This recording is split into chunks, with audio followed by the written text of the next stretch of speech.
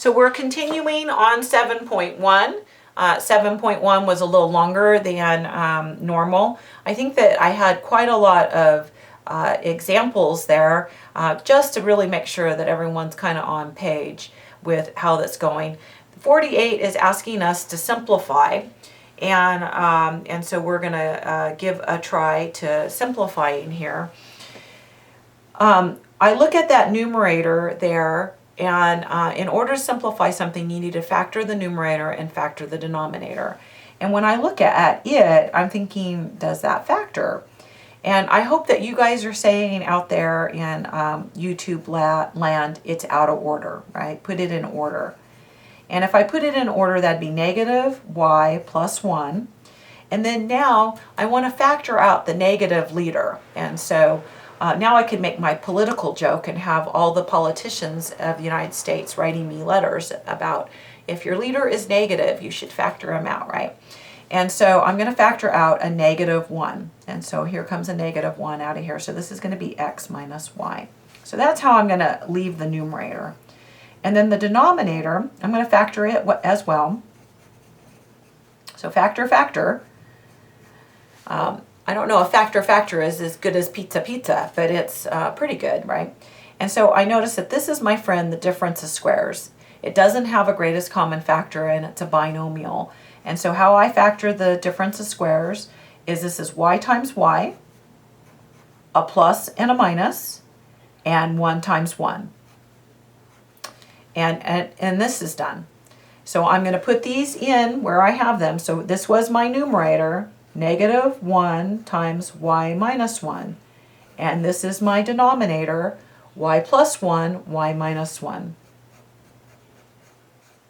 And then I'm going to reduce anything that is exactly the same. Because when you divide out two pieces that are exactly the same, you get 1. So y minus 1 divided by y minus 1 is 1. And so when I reduce that, I get 1. And then negative 1 times 1 is negative 1 over y plus 1. In the back of the book, it might be that they take this negative that's here, because it's just a monomial, and move that negative to the front. So this would be also a good answer, negative of 1 over y plus 1. So that's also a good answer to write it like that. They're both good. So there's our answers. The next thing we're going to look at is the difference quotient. And for you people, my friends that are going on to pre-calculus, you're going to look at the difference quotient quite a bit. And so you're going to be seeing that difference quotient. I'm going to look up my notes here and see how I have. So we'll do there's two difference quotients, and we're going to try both of them. And they're function notation. And so we're going to try this here with negative 3x as our function, and then here's our what we're going to be replacing in. So we're going to start off with part A. So I'm going to write f of the blank just so that you guys can kind of imagine, minus 3 times the blank here. And so when I do here at part A, this is f at x minus f at a divided by x minus a. So this says go to the function called f and put in x. So when I put in x, and then it wants to know what's the output. And when I put that in, that is negative 3x. So that's what I'm going to replace for how I drew this circle around there, right? And I put that in. So this is negative 3x, and then this is subtract, and then we're going to put in f at a, and so this whole piece, f at a. So when I put in a, I'm going to have negative 3a. So subtract negative 3a divided by x minus a. And you know how I am about when you're replacing. I'm usually all about, hey, put those parentheses in when you replace. And I agree, I should put parentheses right here when I replace. Because what I replaced in was that, and what I replaced in was that. And so what this gives me, when I put this together, that double negative makes a positive. So it becomes negative 3x plus 3a divided by x minus a. And then you should reduce if you can. And how you reduce is you factor the numerator or simplify, and you factor the denominator. So if I factor the numerator, it has a common factor of 3. And since my leader, the negative 3x, is negative, I'm going to factor out a negative 3. So this becomes, now be careful with your sign here, negative 3 times x is negative 3x. A negative times a negative will make a positive. I already have the 3, so all I need is an a. Then the denominator is x minus a, and I can't factor that. So I'm just going to write x minus a, and in fact I'm going to put parentheses around it to tell myself I thought I should factor it, and so I want to treat this like one piece, and I wasn't able to factor it. And do you guys agree with me that the x minus a's would reduce out? So x minus a divided by x minus a is 1. So I simply get here negative 3. Then the other difference quotient with a little bit different notation, and they're both really powerful. And you're going to be looking at them in pre-calculus and also in calculus. In calculus, they'll tell you, hey, this is the slope, is what it is. And so, but right now we're working on the algebra of working with this. And so I'm going to erase in here. So when we do this one, f at x plus h minus f at x over h. And so this says, and I'm going to go ahead and put in my parentheses here. I wish I would have done that on that other one over there. Okay, so this says go to the function called f, this whole piece, right, that I'm going to be doing, and plug in for the input x plus h. So I'm going to put that right here, x plus h. And I'm going to make this a little bit bigger, and so that I have a little more room, and I'm going to put in x plus h. So this piece that I'm going to have here is going to be negative 3 times x plus h. And then this one says go to the function called f and put in x. So I'm going to erase out here, and I'm going to put in x. So I get negative 3x. And then I'm just going to clean it all up. So here, negative 3 times x is negative 3x. Negative 3 times h is minus 3h. And these parentheses here that I had weren't really needed because there's nothing in front here. And then this is a negative times a negative is a positive, so that's positive 3x all over h. And then minus 3x plus 3x is 0. And so I have minus 3h over h. So those made 0 when I combine like terms. And then h divided by h is minus 3. And then we did a lovely job on that. So that really was 2 problems almost. And so on the next page, I have one for you to do. And it's a homework problem, 55, to give a try to. And so you could pause the video right now and then do it. I hope that you do. I hope that you pause the video on all of the odds and give a try to them and then do them together with me. So this is part A. I'm going to write this like I did before. So f at x minus f at a over x minus a. And when we put in x, we get, I'm going to be filling in there, right? We get 4x. When we put in a, we get 4a. And I'm talking quieter as if like you're working on it yourself. And so when I'm subtracting those, right, I want to factor this. I don't have a lot of room, so I'm not going to write it without the parentheses. But the parentheses are really not necessary there since I had a monomial. When you have a binomial, they will be necessary there. And fortunately, we have one here so that you can see that. And so this is going to be 4 times x minus a when I factor that numerator over x minus a. And the x minus a's cancel with one another and give 4 as our answer. And we want to try that with part B. And so this is f at x plus h minus f at x over h. So the parentheses over h. So we're going to be plugging in x plus h. And I'm going to distribute this right now. This is going to be, when I put it in here, 4x plus 4h. And then I'm going to plug in x. It's kind of my working zone, right? X. And so I'm going to get minus 4x. So minus 4x. And you can see what's going to happen.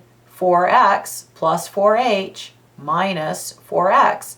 The 4x minus the 4x is 0. So I get 4h divided by h. And the h divided by h is 1, right? And gives 4. Now we're going to try a binomial with the same thing. And so this is 62, and I think that is not still the end of 7.1. Oh my goodness, 7.1 is a monster.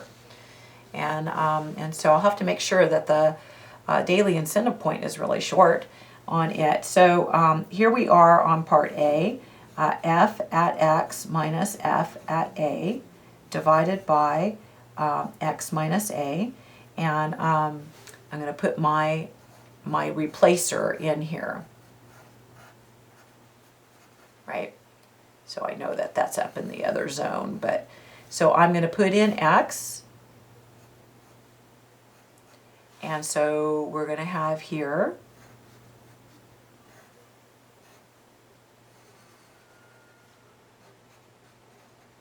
so when I put in x, I get x squared minus 3. And then I'm going to come and I'm going to put in a. And I get a squared minus 3. And then now this parentheses were really necessary because I need to distribute that negative. So this is going to be x squared minus 3. A negative times a positive is a negative a squared. A negative times a negative is a positive 3a divided by x minus a.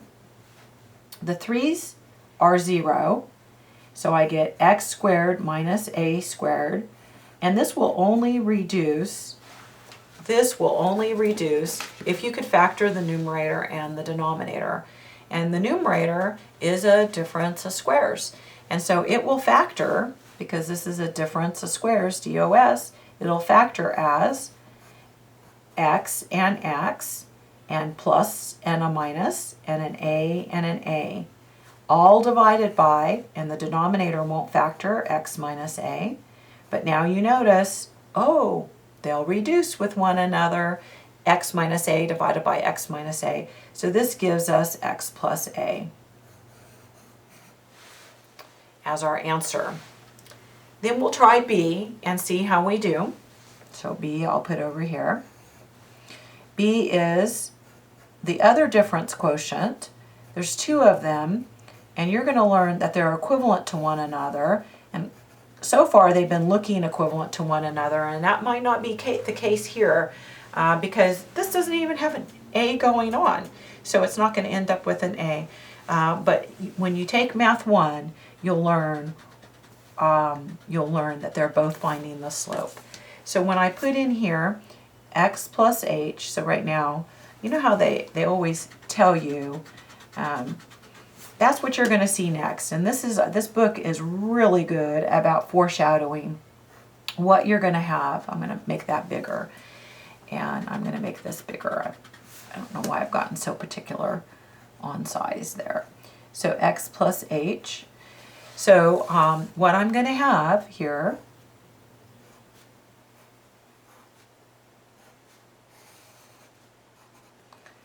in here is x plus h squared minus 3.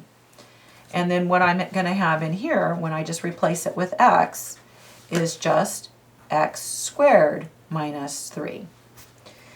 And now I've got to figure out what's inside here.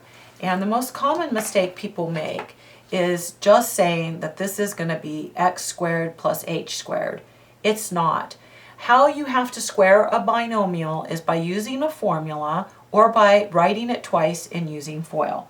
So I like to write it twice and use FOIL. So when I do, I get x squared. Then I get an xh. On the inside, I get another one, and I'm going to write it xh. And then I get plus h squared. So really, I did not get just x squared plus h squared. I get this lovely middle term as well. 1xh plus 1xh, which is 2xh. So inside of here, this was just this right here, minus 3, right? And so what I'm going to have is this, which I just worked here.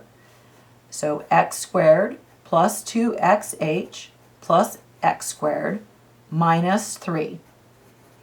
And then, so that ends there, right? And I'm going to drop those parentheses because they don't have anything to multiply through here.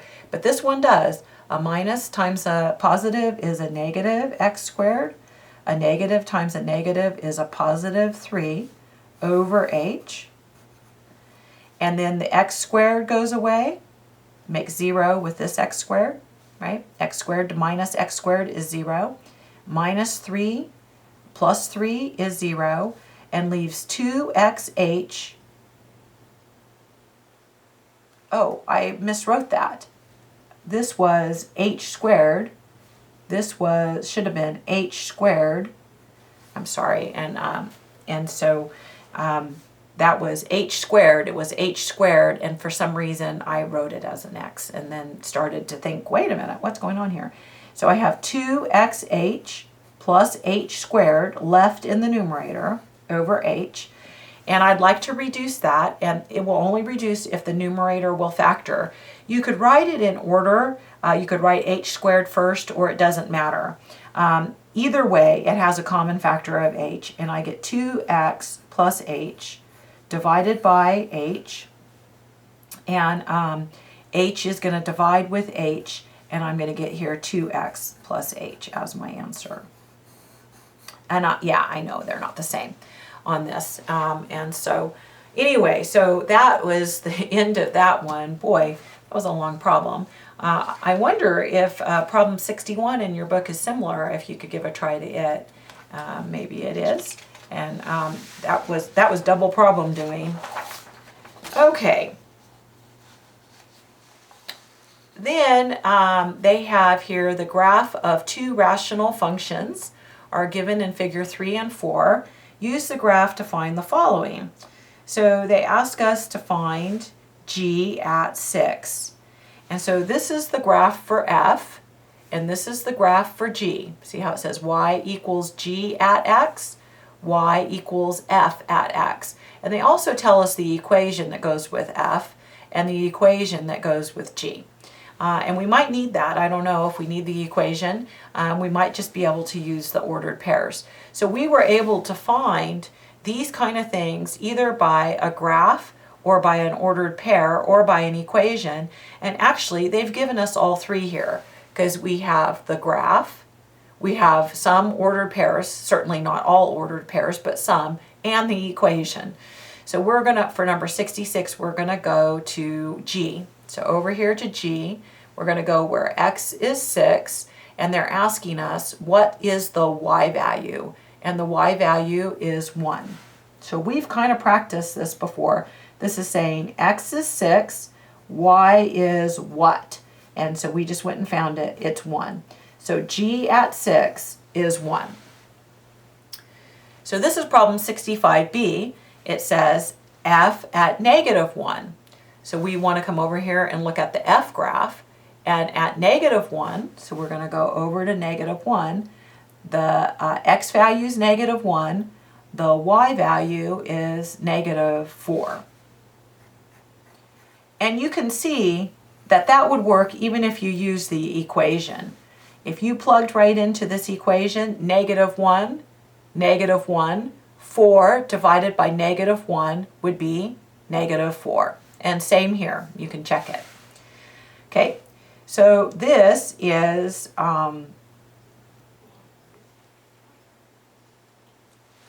G at 6 is what I want to find first. And good news is I found that here in part 66A, and that was equal to 1. So this is now F at 1, and then I'm going to go to up here and F at 1 to the F, make sure you're on F, and the X is 1, the output is 4. So this is 4. And make a note to myself, more room. And G at -2, I don't think I found that. Oh, excuse me, F at -2, and I don't think I found that anywhere. So, but I can come up here and look, is equal to -2. So this is G at -2. So coincidentally, the X value and the Y value are the same, right? And so now I'm going to find G at -2. So I come over here to where G is -2, so there's X being -2, and the output is -3. So this is -3. And then this one, 65C, is a little bit tricky because it has F at 0. And if you're looking at this graph, right, F at 0, 0 is right here in the center. And if I look up, ooh, it doesn't go there. And if I think about the equation, 4 divided by 0, wait a minute, right? 4 divided by 0, that's undefined.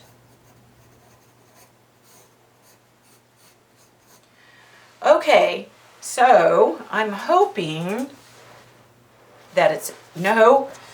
So stop saying you're hoping is what I'm going to say to myself. And yes, this is the last problem. It really is. And at 67, it's probably a problem I would have assigned for homework, so you can give yourself a few minutes and see if you can do it. It says the following rational function, so pause if you're going to do it. The following rational function is one we mentioned in the introduction to this chapter. The quantity W at X is the weight in pounds of a person after X weeks of dieting. Use the function to fill in the table. Then compare your results with the graph in the chapter introduction.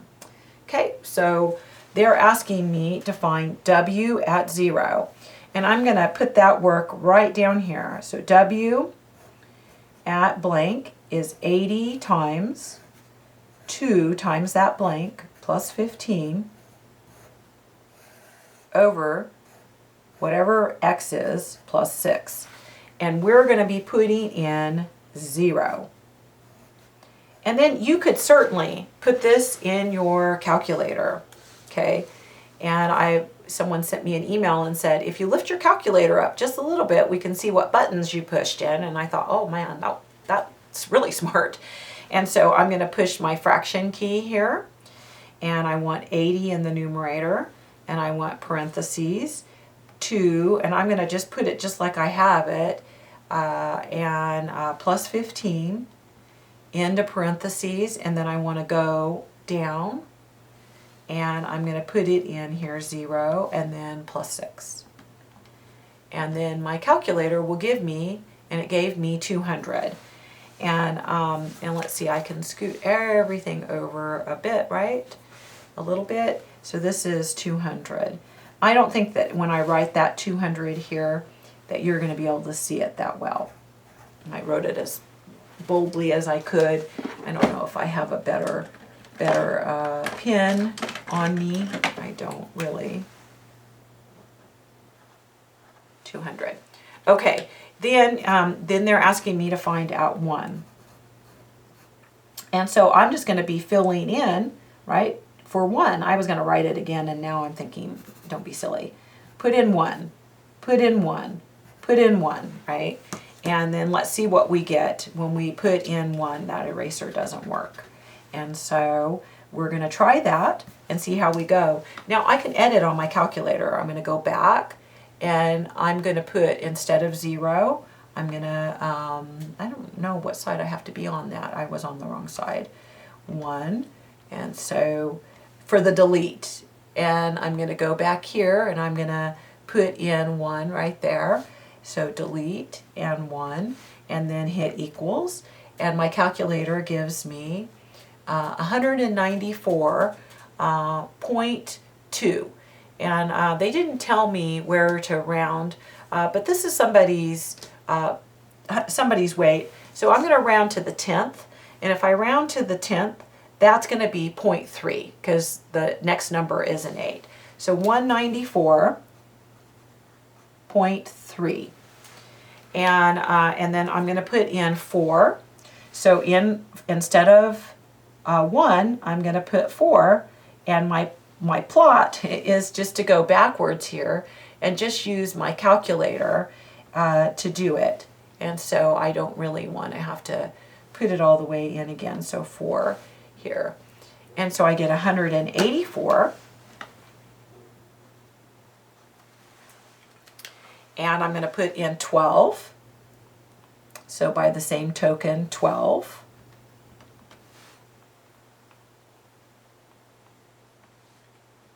Then I'm going to have some lunch. And I get 173.3. And when I round appropriately, I'm saying the 10th is where I'm saying. It didn't say where to round, so I've decided to round to the 10th. My scale in my bathroom gives me to the 10th. And this is the weight. So I'm thinking that sounds good. And then 24.